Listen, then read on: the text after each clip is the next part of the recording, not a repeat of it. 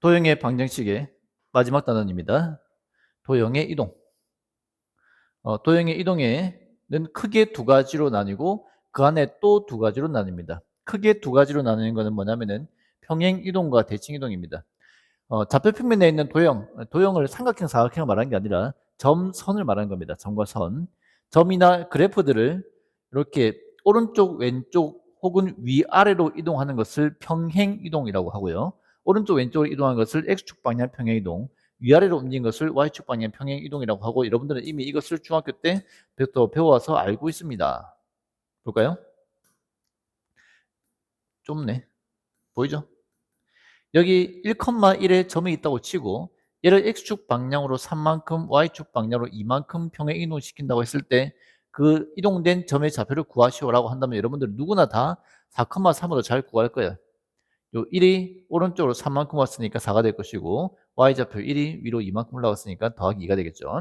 그래서 이 평행 이동을, 점의 평행 이동은 이렇게 표현합니다. X, Y라는 점이 X 플러스 얼마, Y 플러스 얼마로 나타낸다. 이렇게 이동한다. 라는 뜻으로 X축 방향 N만큼, Y축 방향 N만큼 평행 이동한 것을 이렇게 표현합니다. 자, X, Y가 X-3, Y 플러스 2로 가는 이 평행 이동에 의하여 다음 점이 옮겨지는 점의 좌표를 구하래. X좌표가 3 작아졌고 Y좌표가 2 커졌죠. 왼쪽으로 3만큼, 위로 2만큼 갔다는 뜻이야. 따라서 얘도 어떻게 된다고? 마이너스 3,2가 됩니다. 너무 쉽죠? 얘도 마이너스 3 플러스 2 해주면은 0,1 이렇게 되겠네. 점의 평행 이동은 직관적으로 딱 봤을 때 바로 이해할 수 있는 거라서 길게 설명하지 않고 바로 들어가겠습니다.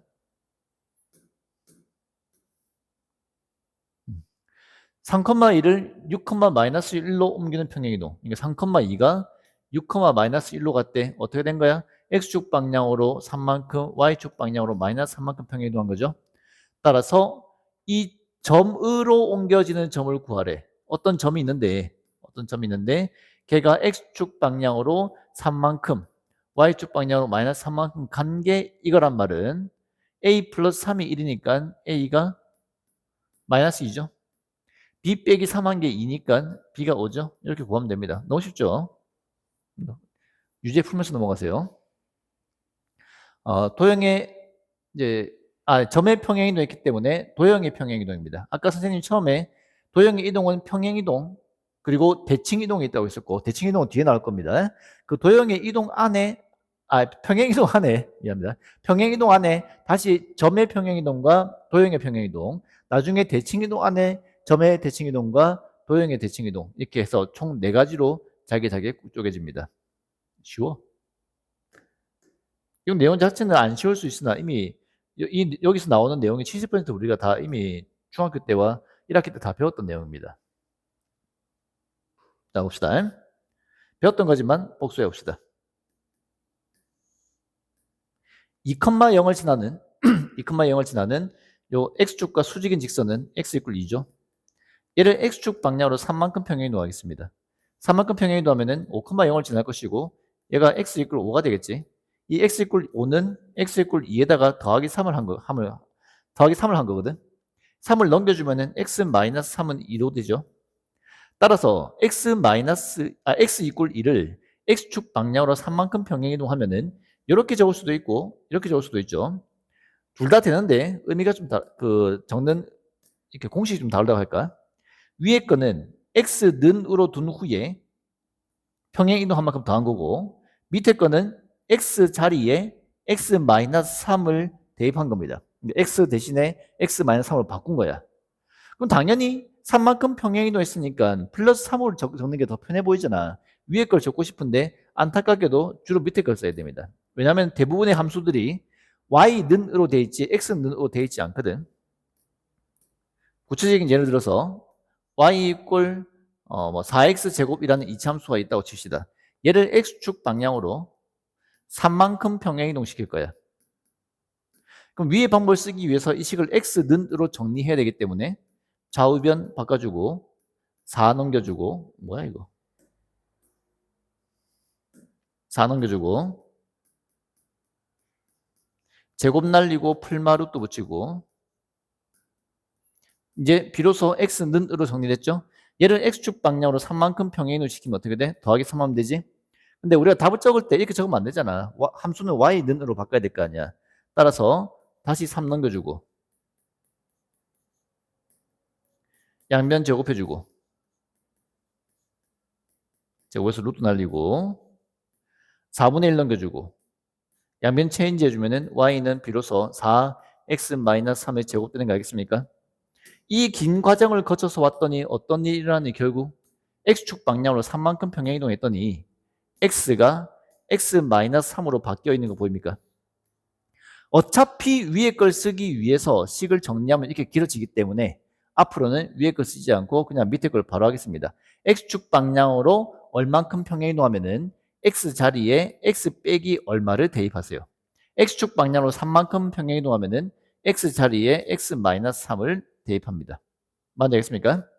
그래서 이 평행이동을 도형의 평행이동을 이렇게 씁니다. 보세요. 요거는 우리가 앞에서 배웠던 x, y 점좌표랑은 다릅니다. 점에서는 왼쪽 게 무조건 x 좌표고 오른쪽 게 무조건 y 좌표인데 얘는 아니야. 요 괄호 앞에 f가 있죠. f 괄호 x, y라고 된 거는 얘가 순서상이나 점의 좌표를 나타내는 게 아니라 x와 y 두 문자로 구성되어 있는 식의 이름이 f란 뜻입니다. 그래서 x, y로 구성되어 있는 어떤 식는 0이라고 되어 있는 거야. 그 x 자리에 x-m이 대입되고 y 자리에 y-n이 대입된 거라서 얘가 x축 방향으로 n만큼 y축 방향으로 n만큼 평행이동한 이 표현입니다. 점과 구분해야 됩니다. 점은 x축 방향으로 n만큼 y축 방향으로 n만큼 평행이동하면 어떻게 됐었지? x, y가 그냥 더해서 x 플러스 m, y 플러스 n으로 적었잖아. 점좌표는 평행이동한 만큼 해줬잖아. 근데 식에서는 이렇게 부호가 바뀐 게 대입된다고. 왜? 방금 봤던 것처럼 이렇게 이항하는 과정 때문에 부호가 바뀐다고. 됐죠? 점의 평행이동과 도형의 평행이동의 가장 큰 차이는 얘입니다. 이것만 조심하면 되겠습니다.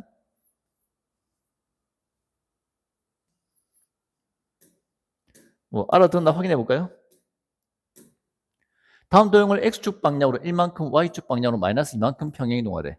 x축 방향으로 1만큼이니까 x 자리에 x-1 대입하세요. 마찬가지로 y축 방향으로 마이너스 2만큼이면은 y 자리에 y 플러스 2 대입하면 됩니다. 얘 정리하면 되는 거야.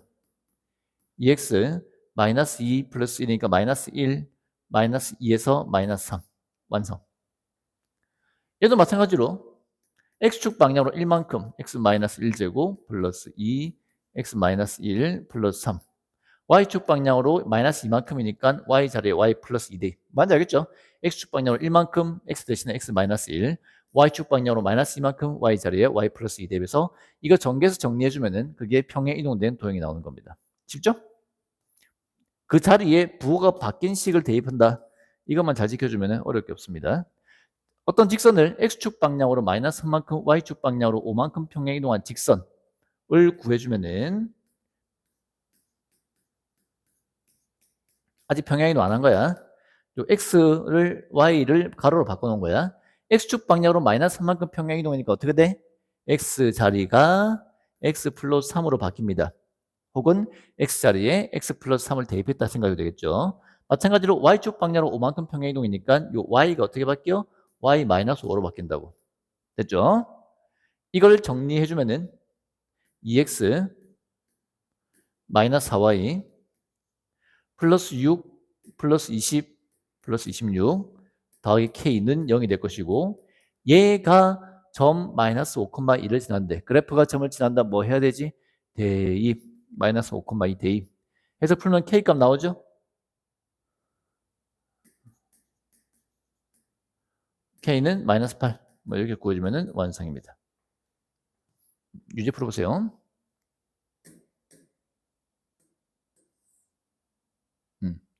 평행이동 fx, y는 0 이렇게 됐대. 이게 점의 평행이동인지 도형의 평행이동인지 구분할 수 있어야 된다. 등호를 보면 됩니다. 이게 x, y라는 점이 이동한 게 아니라 등호가 있기 때문에 아 얘는 식인 거야. 식인 거야. x와 y로 구성되어 있는 이름을 f라는 이름을 가진 어떤 식이 이렇게 바뀐 거야. x 자리에 x-a, y 자리에 y-b가 대입된 것을 보아 x축 방향으로 플러스 a만큼, y축 방향으로 플러스 b만큼 평행이동한 겁니다. 됐죠? 에 의해서 얘가 이렇게 옮겨졌대. 그러니까 여기에 얘가 이렇게 옮겨졌대. 그러면 이제 아무 생각 없이 식으로 풀 수도 있습니다. x 자리에 x-a 대입. x축 방향으로 a만큼 평행이동이 있으니까 x 자리에 x-a 대입, y 자리에 y-b 대입. 해서 이걸 전개해서 얘랑 비교해도 됩니다. 조금 불편하지만 그렇게도 가능합니다. 전개하려고 보니까 벌써 스트레스 쌓이죠. 그래서 이렇게 하지 마시고 원은 평행 이동을 하든 나중에 대칭 이동을 하든 원은 이동해도 여전히 사이즈가 똑같잖아. 뭐만 이동하죠?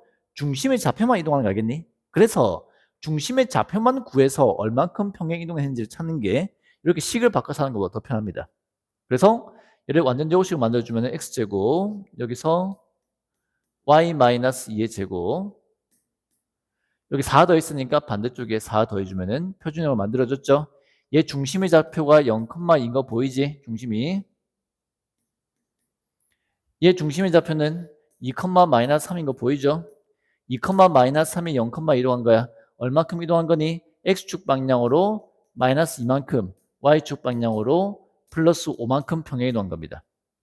x축 방향으로 a만큼 평행이동했는데 그게 마이너스니까 a가 마이너스이고요. y축 방향으로 b만큼인데 5니까 b가 5입니다. 더해서 3입니다. 맞겠죠? 원을 평행 이동할 때 중심만 이동해서 구하는 게 식 통째로 이동시킨 것보다 월등히 빠르다. 왜? 우리가 제일 처음에서 배웠던 것처럼 점의 이동은 쉬워. 식의 이동이 어렵거든. 그래서 원을 이동시킬 때 식 자체를 이동하지 말고 원의 중심만 찾아서 원의 중심만 이동시키자고. 그게 훨씬 편합니다.